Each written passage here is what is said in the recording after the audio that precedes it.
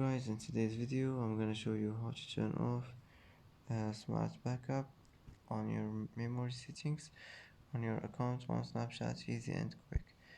First click on this settings icon here, and now here you will find um, memories. Click on it, and here just click here and it will be turned off.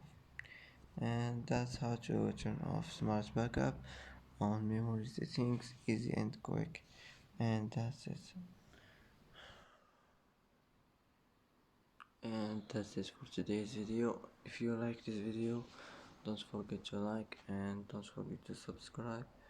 I hope this video is helpful for you, and thanks for watching until the end, and see you in the next video.